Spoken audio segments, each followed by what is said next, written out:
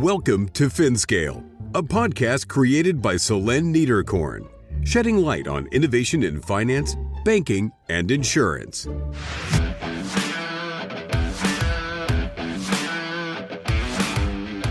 Cracking the code of climate tech. Yoann Berno, founder of Climate Insiders. I was the first person to say this is ridiculous. I was sitting next to my cousin, for example. There's a 21-year-old, and looking at how they consume content on TikTok, I was blown away. I was like, I feel really old right now. I don't understand how they can just scroll, and brainwash themselves. But then if you really try to understand how the algorithm works and what makes it so sticky, you start understanding how we could leverage this as a weapon to diffuse other ideas. Unique encounters between two podcasters. This week, I have the pleasure of speaking with a climate tech investor who is convinced that investments in this sector will primarily be driven by investor communities. This bottom-up approach, familiar to crowdfunding, is now being applied to climate initiatives. Yoann hosts podcasts and a YouTube channel and has made it his mission to grow this community to have an even greater impact on climate change. You will learn about the role that TikTok can play in reversing the trend. Climate Insiders focuses on hardware, so we cover numerous innovations from photocatalysis to mycar remediation, an episode that will change your perspective and really make you think. Enjoy the show. Hello, everyone. Hi, Yoann. Hey. Great to have you on my podcast. So it's two podcasters having a podcast together. I like that. Likewise. Yeah, it's always more fun. Okay, Yoann, great to have you to talk about climate investment. Could you please introduce yourself to the audience of the Finscale podcast? Wow. So you want a short answer or do you want the long? I have a medium. Not last time we talked, it was very, very long. So let's make it a bit short. All right. So my name is Yoann Berno. I'm originally from France, but I lived in 6 countries and I built startups in the tech world, in a solar company in Kenya. Then I moved back to Europe to become an investor. And I've started a fund called Climentum Capital or Climentum Capital depending on where you live in Europe, I guess. And I decided to leave the fund to start a community of angel investors, specifically dedicated to climate, that is called Climate Insiders, where we try to democratize climate tech investing. Great. So it's an interesting topic. As you know, I've already recorded some climate tech investors. Sometimes I have the feeling that it's not always taken seriously by the community of investors, broadly speaking. So what do you see as the biggest challenges in getting investors to take climate change seriously and invest in those solutions more in particular? It's very time sensitive. You would have asked me 2 years ago, I would have said the challenge is different than it is now. So now we're at a bit of a valley in terms of tech, ecosystem. The VC is not flowing as much as it used to 2 years ago. So the main challenge now, I don't think we have a lack of entrepreneurs. I don't think we have a lack of technologies. I think we have a lack of capital that is not flowing the streets as much as it used to. So the agenda that we have forward, which is 2030 with enormous climate goals and objectives, right now it looks like we might slightly deviate from it. And so I think there's too much attention looking elsewhere, being distracted. With wars, with different other sets of technology, for example, AI, we can speak about it, or risk perceived in so many different fronts that we perceive the climate risk as less than we used to, which is a little sad.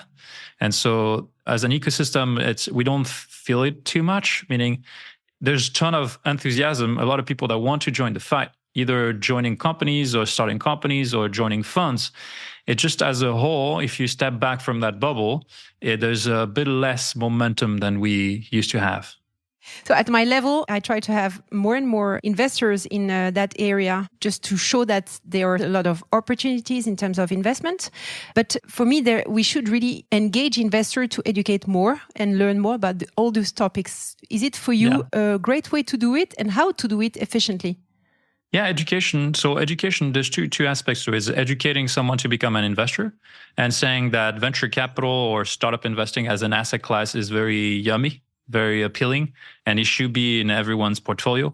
I think it's ridiculous that it's in the US, for example, you need to be an accredited investor, aka you need to be a millionaire, because you either need $300,000 3 consecutive years, or you need to have $1 million in net worth, excluding your home, which is insane.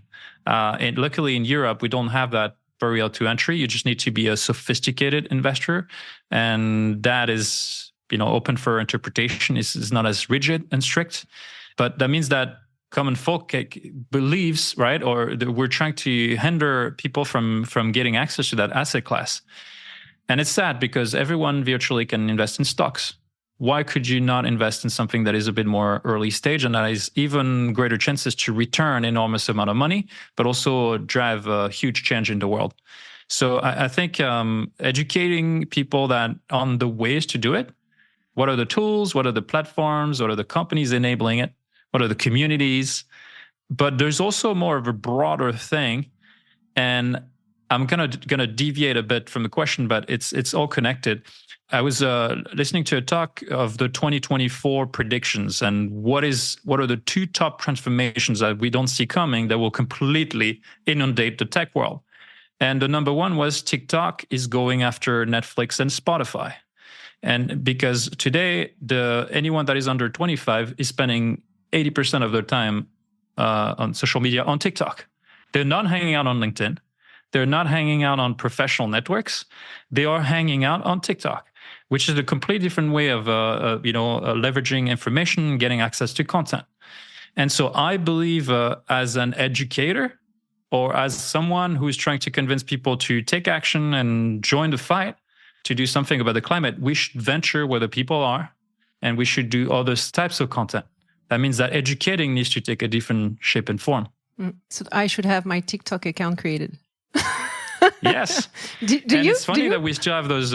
Do you have a TikTok account? Yeah.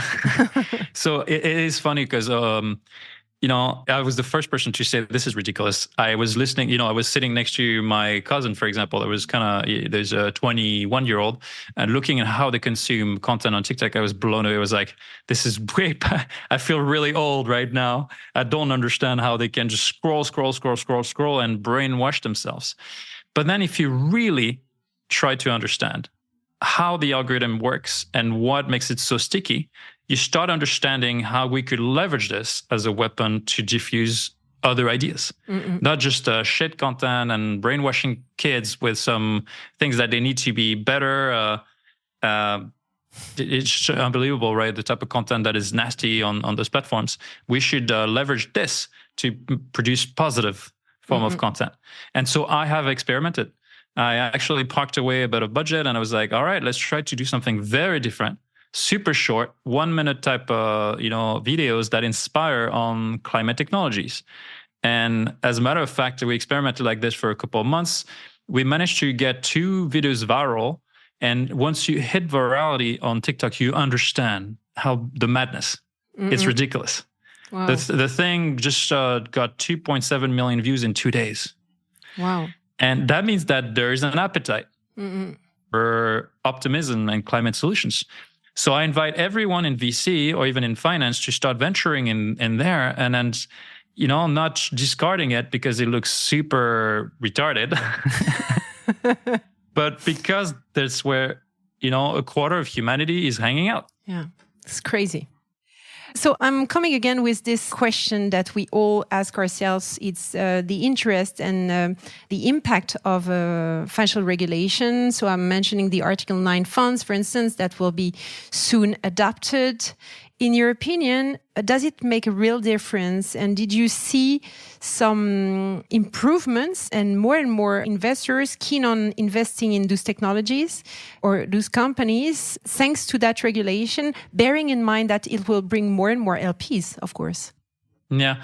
There's been a general trend of everyone adopting Article 9, so going from Article 6 to 8 to 9, which is more and more stringent on real data, right? Proving that you can have legitimate impact and it's completely non-greenwashing, it's real.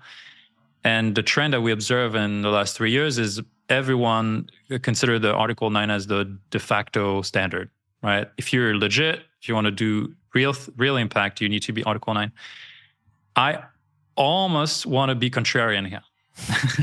I was expecting you to answer this.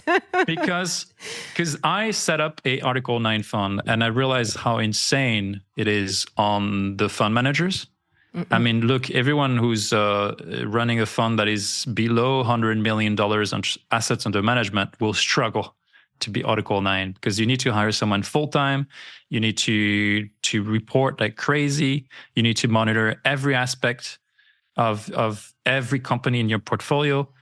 And most of the funds tend to delay that to later on to run life cycle assessments because they can't afford to do it up front. We lack data. We just don't know how the companies are going to turn out.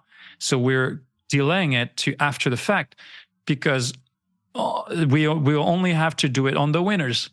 You know, the reporting will be done on the companies that still survive, that have gone really well, and then only then you will have the data to do it. So I think it needs to, Article 9 is great in the sense that we need to impose certain regulations. Otherwise, funds will start deploying capital all over the place and invest in software, for example, when we clearly know that software does not have the same impact as hardware. Mm-hmm. So it creates a bit of auto-regulation within the VC ecosystem to impose the Article 9. I just think, this is my contrarian opinion, is I don't think any fund that is below 100 million or that is doing pre-seed and seed should do Article 9. Because we're imposing something on the founders that is absurd. It's too heavy. That's what you mean. It's way too heavy. They don't understand it. And they have so many other things to figure out that they should not even focus on it yet. Clearly. That should be for growth funds, Series B and onwards to take care of it. Interesting. Thank you, Yoann. So now if we focus more on Climate Insiders, can you go back to the roots of Climate Insiders and what was the trigger day where you realized that you needed to move forward and fast forward? Yeah, I've always been a little climate eco-anxious, and I've always tried to find a way to maximize my own impact or find levers of growth where they could be most impactful. And I realized initially, it's been a journey, right? I started a company. I realized that as a company, you have one problem set. And unless you become $1 billion company, like a unicorn, you will not be able to have a huge impact. I mean, of course, I'm overgeneralizing, but trying to paint a picture. So I realized that, unfortunately, if you're not on the track to become enormous, the impact will be limited. And then what you realize as an investor, you plant seeds, you deploy capital across a number of projects. That means that your impact is multiplied by the amount of companies that you invest in. But then I realized, but that's also limited because it's a top-down approach. That means you need to scale your assets under management to scale your impact.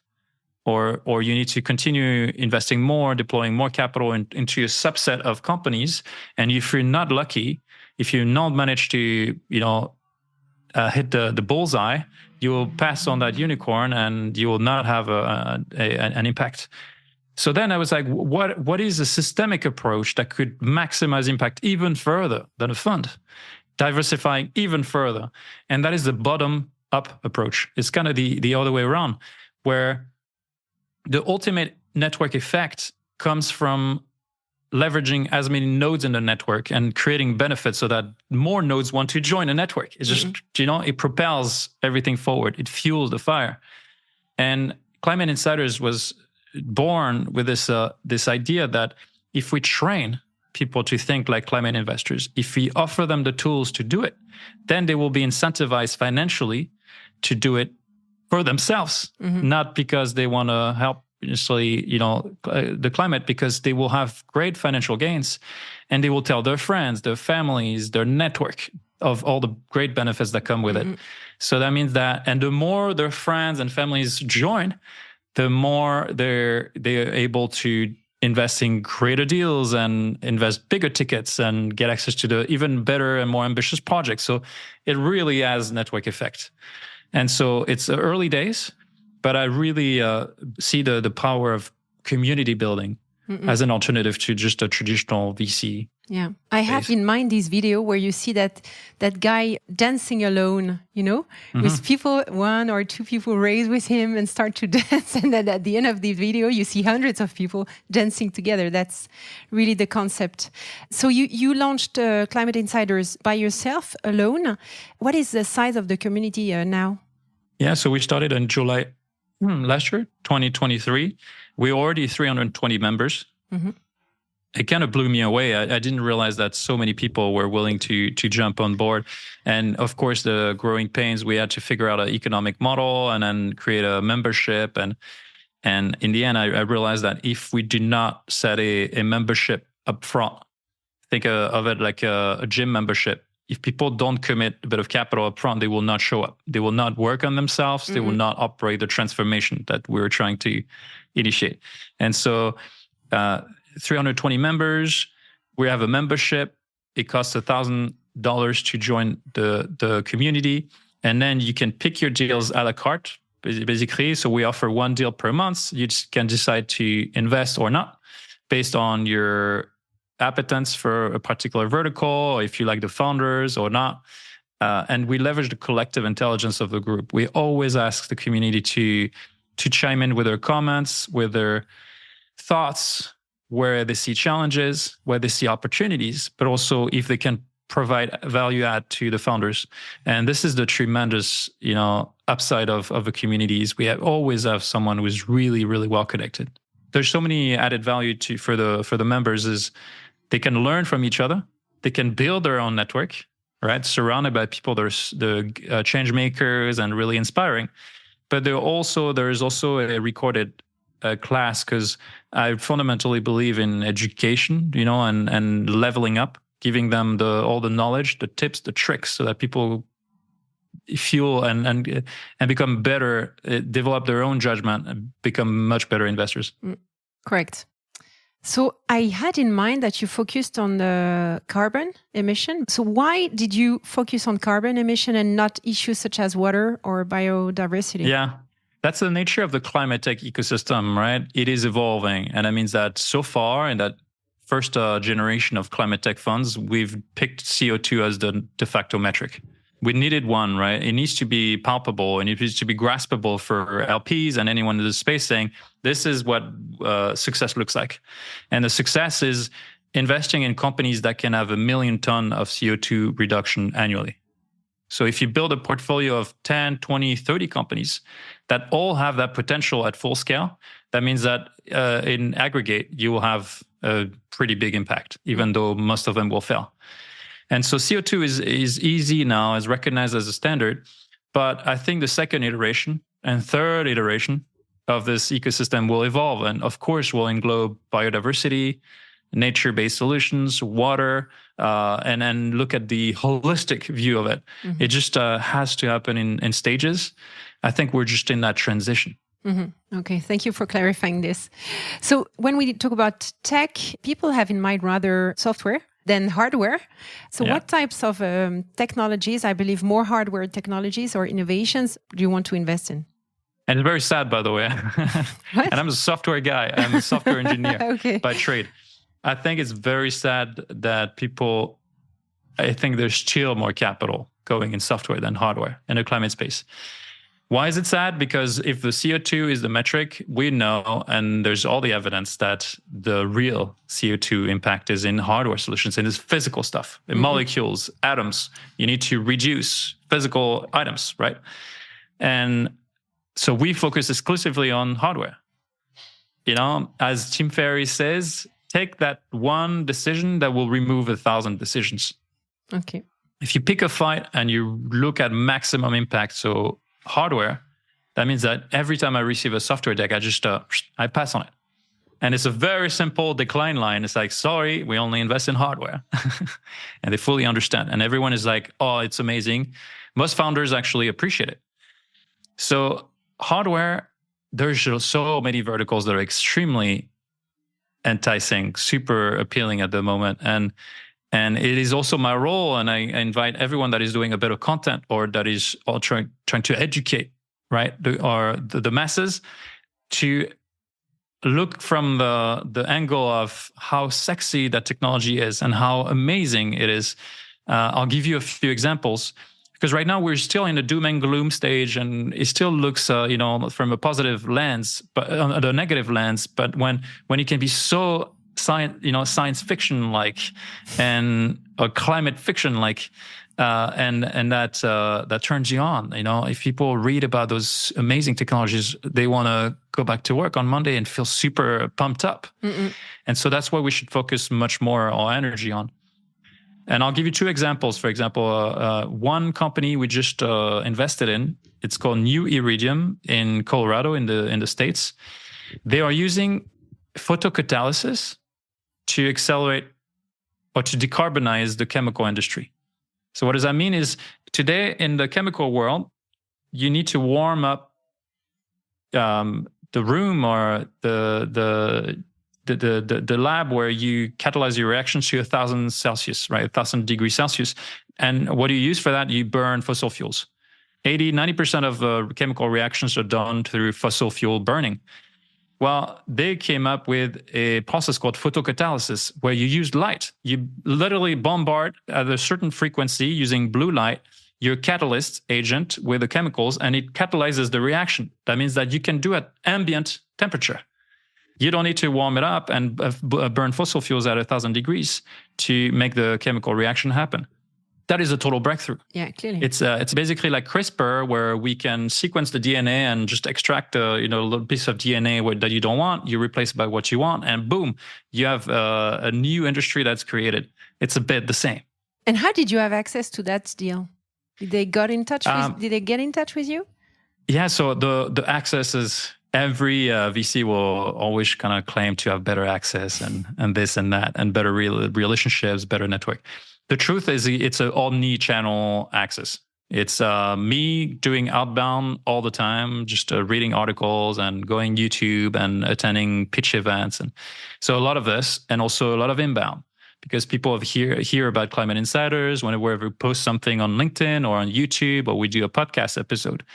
And as the brand grows, there's more people outreaching, and they apply either on our website or on LinkedIn, or they send directly via email, et cetera, et cetera. I believe this came from our dear friends at Biomimicry Institute, where they were building a portfolio of biomimicry technologies. It's all inspired from nature. Mm-hmm. And because they love that, and they know that we love this kind of stuff, they regularly send me the best deals. Okay. And the second example you have in mind? Yeah, second example is, there's so many, but I'll take Novobiome, which this one is in Belgium. Very under the radar. They're using fungi to eliminate toxic waste.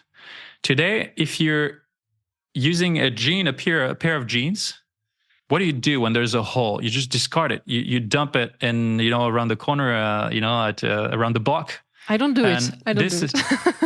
You don't do it. No. Most people do. I repair. The fact is, most of that stuff is never recycled or upcycled. Yeah. It's sent to Ghana, and it's landing in the shores. And there's a mountain of textile, several kilometers long. It's several hundred meters high. It's ridiculous. And we don't really speak much about it. It's happening in Senegal, in Ghana, most African countries, and in Asia. And the truth is, this is gold if we were to know how to reuse it. And Novobiome is using micro-remediation. So it's using fungi as a way to destroy those little textile and then turn that into high-value, high-grade chemicals or high-grade materials that we can use in for example, precision lab interventions, and because or in the pharmaceutical industry, for example. So it's taking something that is extremely low value or no one knows what to do with it, and turning that into high grade, high value, high margin materials. Okay, so it's also interesting when you invest in all those technologies to have a bit of return in terms of impact or revenues. So how do you measure concretely the impact of all those investments on reducing emissions? Well, it goes back to the CO2 conversation. Mm-hmm. So you run, in the ideal world, the company scales to Series A, Series B, Series C. They start having hundreds of thousands of customers. Everyone speaks about them. It becomes mainstream. They go public. And then you have all the data in the world to measure, scope 1, scope 2, scope 3. And then you have a clear understanding of the amount of CO2 that they've reduced, they've eliminated. Now, we invest at pre-seed seed, which means that we don't have all the luxury of data. And a lot of it is kind of back of the envelope calculation. It's projections. This is for example, the textile industry's carbon footprint today. If we were to reduce 20% of it, which is absolutely doable at full scale, that would equate to X megatons of CO2 reduced. And so most of the time, that's kind of how it goes. You can conduct a light LCA, so a life cycle assessment. Life cycle assessment is super complex. There's so many metrics, and this is why you typically need an agency or a PhD student that runs those assessments. We can't afford to do this. Most funds should not, because the PhD guy will run around and like data anyways. Yeah. So I invite everyone to do back of the envelope. And it's common sense. If the market is huge, ginormous enough, and the solution, it's based on the promise that it can decrease 10, 20, 30% of the total emissions, you have your climate winner. Mm-mm. Where those companies are generally based? Is there one specific area in the world that is more tech-oriented and bringing more climate tech solutions than others? Yeah, so that's evolving as well. Last couple of years, we saw a pickup, in Europe. Why? Because I think there is greater climate consciousness spread out in Europe, and there's more entrepreneurs that wanted to join the fight and start companies. But since Biden got elected and the Americans seeing a huge opportunity, I think there's now an acceleration of the number of startups, more funding, more activities in the States. But those two poles, those two continents, if you can call that a continent, I guess, in the US, I would say North America and Europe or I have the huge lead. It's not to discard what's happening in India or China, obviously, but China is always state-ruled or state-controlled industries. So they're still the leaders on wind, on solar photovoltaic, on batteries, on electric vehicles. And all this is also climate-friendly. So I'm really looking through the lens of startups, right? Mm-hmm. So in terms of technologies, you mentioned those two examples, very inspiring. Do you have other technologies that you could mention just to give us an idea and a flavor of what is happening in that space? Yeah. So what's sexy right now? You want my 2024 predictions. No, so we are things that were sexy and gone or started getting saturated is nuclear fusion, for example. Not that we have cracked it yet, right? There's still so much more we need to do. But carbon capture, direct air capture, for example, just, vacuuming the air and then capturing the CO2 from the exhaust of a factory, for example. So those kind of have less, they're considered less sexy. The ones that are still rising right now is industrial heating. The fact that to do any kind of chemical reactions or factory process, you need heat. You need to burn things. You need to catalyze reactions. You need to make things happen. You need heat at an industrial scale. And so you start having a subsector called industrial heating. You also have anything green cement, green steel, green everything, the most polluting industries out there. So that's still underfunded and has great opportunities. There's an emerging category of, and this is, you're going to like this because it's not looking just at CO2, it's the ocean acidification. And actually, I can't believe that we don't hear about this more in the media. The process is, today, the ocean is capturing 80% of the emissions that we emit out there. And it's been doing that for decades. But the problem is it's reaching saturation. Why?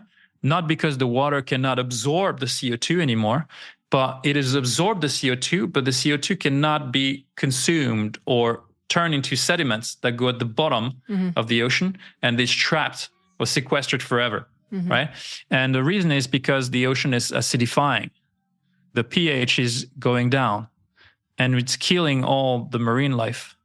And so it's a process where in the next 5, 10, 15 years, we will start seeing the consequences of it, where the ocean will start spitting out CO2. instead of capturing it. And it's a disaster because then it fuels the overall problem, and we will no longer have the biggest carbon sink at our disposal. Good news. It's a bit of a disaster, yes. Sorry.